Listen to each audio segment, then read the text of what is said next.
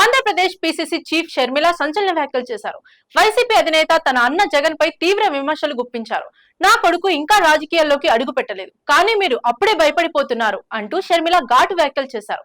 ఎన్ని కుక్కలు మొరిగినా వైఎస్ రాజశేఖర రెడ్డికి నిజమైన వారసుడు నా కొడుకు రాజారెడ్డి మాత్రమే అని స్పష్టం చేశారు. ఆమె కుమారుడికి రాజారెడ్డి అని పేరు పెట్టింది కూడా వైఎస్ రాజశేఖర రెడ్డి అని గుర్తు చేశారు.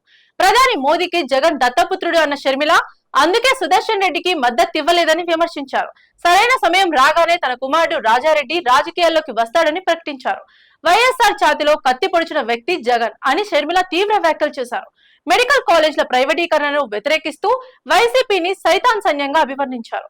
నా కొడుకుని చంద్రబాబు చెప్తే రాజకీయాల్లోకి వస్తే మీకు ఎవరు చెప్తే బీజేపీకి ఉపరాష్ట్రపతి ఎన్నికల్లో ఓటు వేశారో చెప్పండి అంటూ వైసీపీకి కౌంటర్ ఇచ్చారు. వైఎస్ఆర్ బతికి ఉంటే జగన్ చేసిన పనులకి సిగ్గుతో తలదించుకునేవాడు. చరిత్రలో వైఎస్ఆర్ ఛాతిలో కత్తి పొడిచిన వ్యక్తిగా జగన్ పేరు మిగిలిపోతుంది అంటూ షర్మిల తీవ్ర స్థాయిలో ఫైర్ అయ్యారు.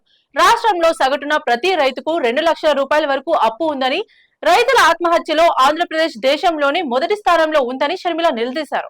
రైతుల సమస్యలు కొండంతా, ప్రభుత్వ పథకాలు గోరంతా అని ఎద్దేవా చేశారు. చంద్రబాబు ఇచ్చే అన్నదాత సుఖీభవ 20,000 రూపాయలు ఏ సమస్యకి పనికి రావని ఆవేదన వ్యక్తం చేశారు. మెడికల్ కాలేజీల ప్రైవేటీకరణను కాంగ్రెస్ పార్టీ తీవ్రంగా ఖండిస్తోందని తెలిపారు. వైసీపీ హయాంలో పూర్తి కాలేని కాలేజీలను కూటమి ప్రభుత్వం పూర్తి చేయాల్సింది పోయి నారాయణ లాంటి వారి చేతుల్లోకి అప్పగించే కుట్ర జరుగుతోందని ఆరోపించారు.